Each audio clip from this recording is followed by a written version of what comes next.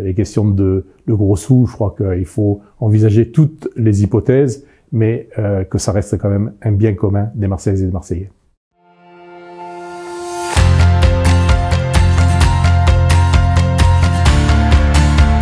Jean-Marc Coppola, je suis adjoint au maire de Marseille en charge de la culture pour toutes et tous, de la création, du patrimoine culturel et du cinéma.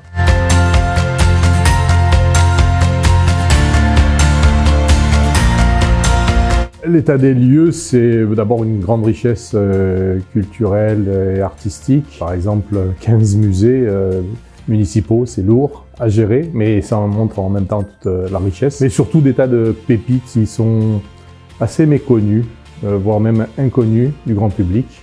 Et donc, voilà, une des tâches, ça va être de promouvoir, de médiatiser un petit peu plus.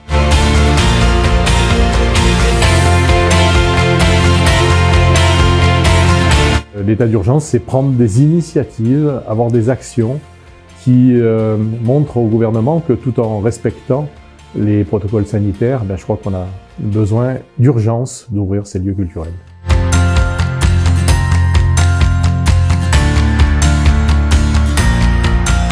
Alors, nous avons rencontré à 2 reprises les équipes scientifiques qui ont travaillé depuis des mois à un protocole pour tester.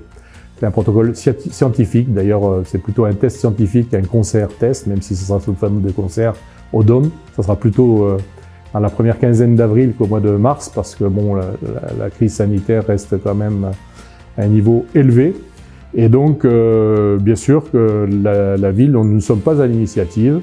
Nous étions prudents au départ parce que nous ne voulions pas prendre des risques inconsidérés, mais compte tenu du protocole scientifique qui nous est proposé, nous accompagnons volontiers ces concerts-tests, 2 concerts à 15 jours d'intervalle avec 1000 ou un peu plus, et essentiellement des jeunes sans comorbidité, ni pour eux ni pour leur entourage, des jeunes étudiants, de façon à ce qu'on puisse bien les suivre.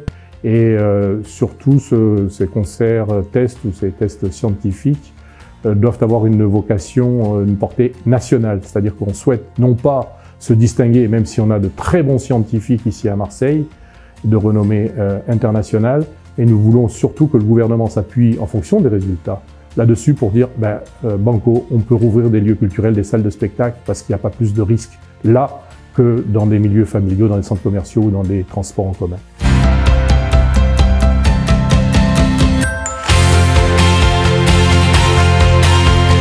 La culture pour toutes et tous. Je crois que ça résume assez bien l'ambition que nous avons. Et la culture comme moyen d'émancipation humaine, comme moyen d'épanouissement. Je dis cela parce que l'ancienne municipalité avait comme ambition la compétitivité de Marseille. Nous, notre ambition, c'est de construire une nouvelle citoyenneté. Et un des axes de notre politique culturelle, qui est l'éducation artistique pour tous les enfants de 0 à 11 ans, bien entendu, on s'occupe aussi des autres générations, mais d'abord des gamins de 0 à 11 ans qui vont en crèche et dans l'école primaire dont nous avons la responsabilité. Eh bien, cette éducation artistique, c'est le moyen de commencer à construire sa personnalité.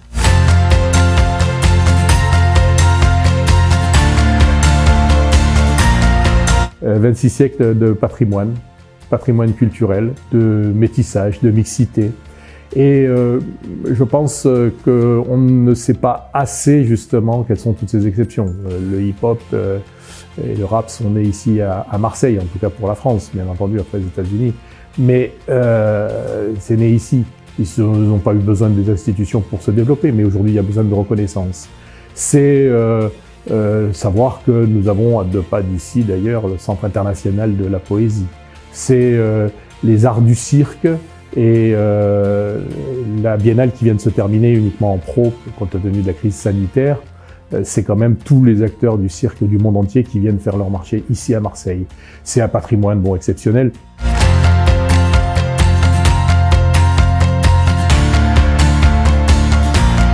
Il y a déjà un travail qui est fait avec un certain nombre d'associations culturelles, artistiques, avec des théâtres qui s'ouvrent sur leur environnement. Une politique culturelle qui est basée sur l'éducation artistique pour tous les enfants de 0 à 11 ans. J'insiste bien sur le 0 parce que ça commence très jeune.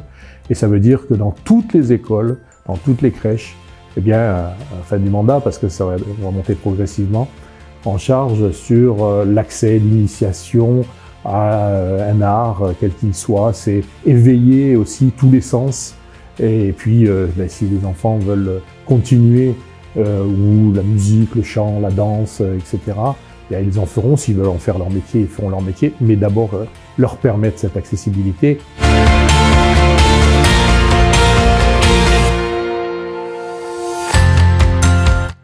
Je travaille beaucoup avec l'ensemble des responsables des festivals, parce qu'on ne va pas inventer les choses sans eux. J'ai fait près de 200 rencontres depuis que je suis élu. Et c'est avec eux qu'on essaye de voir, de se projeter. C'est-à-dire qu'actuellement, il est difficile d'avoir des perspectives. On ne sait pas si au mois de mai, juin, ça ira mieux. Donc on essaye parfois de maintenir des festivals qui se tiennent en juin. D'autres décalent, alors avec le risque d'embouteillage sur fin août, septembre.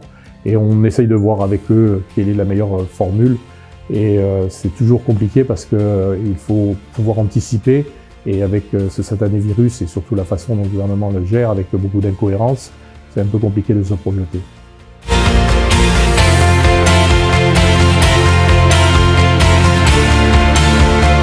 Avec tous les protocoles, gel, masque, distanciation, c'est vraiment la vaccination le plus rapidement possible.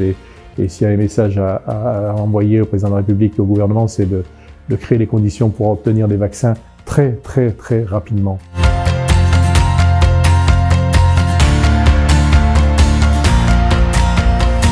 Je ne vais pas dire Le Temps des Secrets parce qu'il n'est pas encore sorti, mais c'est un film sur Pagnol qui va sortir effectivement en fin d'année, au mois de septembre. On aura certainement l'avant-première. French Connection, c'est assez mythique parce que d'abord ça me rappelle un peu le parrain de Francis Ford Coppola, mais la French Connection, et puis ouais, un certain nombre de films, Borsalino, des films donc un peu anciens.